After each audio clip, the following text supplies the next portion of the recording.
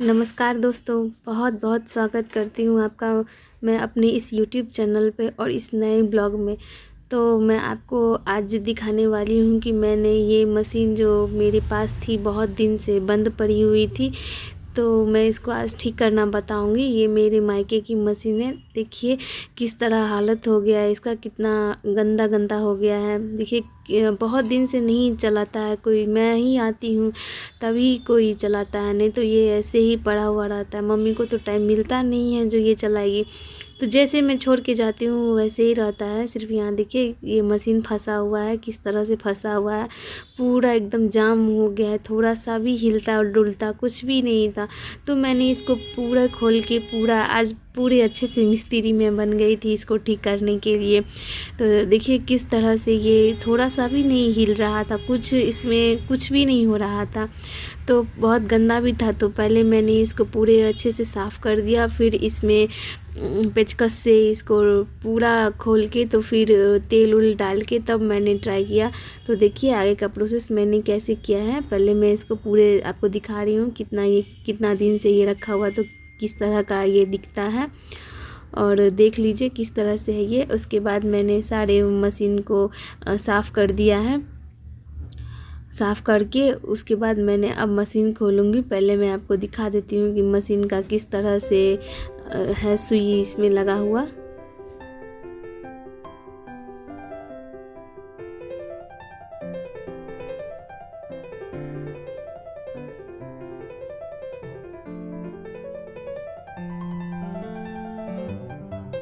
और देखिए पहले मैं इसका नीचे वाला पोर्शन खोल रही हूँ, क्योंकि इसका मेन पार्ट यही होता है जो मैं आपको अभी निकाल रही हूँ। यही मेन पार्ट होता है, इसी में सारा गंदगी जमा होता है, इसी से धागा फंसता है, इसी में जो आप ढीला सिलाई बोलते हैं, छोट छोट की सिलाई बोलते हैं, इसी से सब इसी में मेन यूनिट यही है आपका।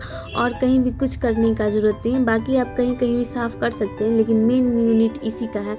तो सब जम गया था, बहुत दिन से नहीं चल रहा था, तो मैं इसको सब खोल दूंगी। कोई चीज़ तो खुल ही नहीं रहा था, तो फिर देखिए ये कैसे खुल ही नहीं रहा है, तो बड़ा मुश्किल से ये खुलता है क्योंकि सब जम गया था, कोई चलाते नहीं है। और मशीन ऐसी चीज़ है जो आप बराबर चलाते रहें, बराबर यूज करते रहें तो ही अच्छा है, क्योंकि इसमें तेल डलते रहता है, मशीन चलते रहता है। नहीं तो इसमें बीज या जाम या जो कुछ कहेंगे सो लग जाता है, उसके बाद फिर बहुत ही मुश्किल होता है इसको चलाना, हैंडल करना। और कम से कम ये मशीन मेरी तो 10 महीने बाद मैं आई हूँ, तो उसके बाद ही चला होगा, नहीं तो ये ऐसे ही पड़ा हुआ रहता है, कोई कुछ नहीं करता है इसमें। तो सोचती हूँ मैं इस बार मशीन ले ही जाऊँ, क्योंकि यहाँ पे मशीन का तो कोई काम रहता नहीं है, मैं ही आती हूँ तो करती हूँ, नहीं तो ये मशीन ऐसे ही पड़ा रहता है और हर बार मुझे आके साफ़ करना पड़ता है और मुझे चलाना पड़ता है। इस बार तो थोड़ा मुझे कम मेहनत लगा है, लेकिन जब नहीं तो मुझे हर बार 3-4 बार में ठीक होता था मशीन।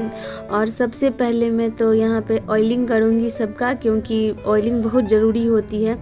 और ये जो मैं आप सेट कर रही हूँ ये मुझसे उल्टा लग गया था, तो मैंने बाद में इसको फिर से ठीक कर दिया, क्योंकि अभी तो मुझे पता नहीं चला, जब मैंने सेट किया था तो ये सेट नहीं हो रहा था, तो ये मैंने निकाल के फिर सीधा लगा दिया था।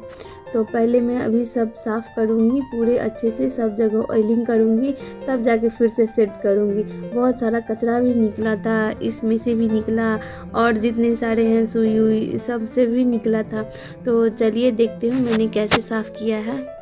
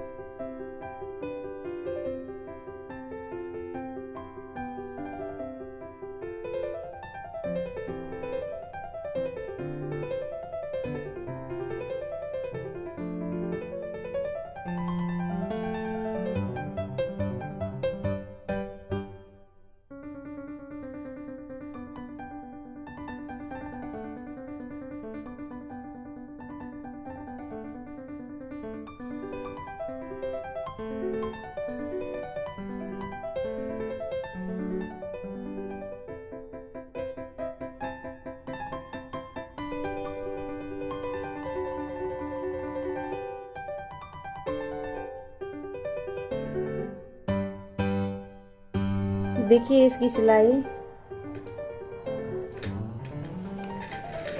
देखिए कितनी अच्छी हुई है इसकी सिलाई। चलिए मेरा मेहनत सफल हो गया, एक ही बार में ठीक हो गया, नहीं तो मैं इसको 3-4 बार मुझे मेहनत करना पड़ता था, पूरे मशीन को खोलना पड़ता था, तब जाके कहीं ये ठीक होता था। आज विश्वकर्मा भगवान को नाम लेके मैंने किया है तो ये एक ही बार में ठीक हो गया। मुझे नहीं उम्मीद थी कि ये एक ही बार में ठीक हो जाएगा। थोड़ा मशीन अभी भारी है, चलते चलते फिर हल्का हो जाएगा, लेकिन मुझे इस बात की खुशी है कि देखिए कितने अच्छे से ये सिलाई दे रहा है, आप देख सकते हैं। मैं तो बहुत खुश हूँ कि एक बार में ही ठीक हो गया। अब चलिए मैं आपको एक, मेरे पास एक जाजिम है, उसका कोड मोड़ के दिखाती हूँ आपको।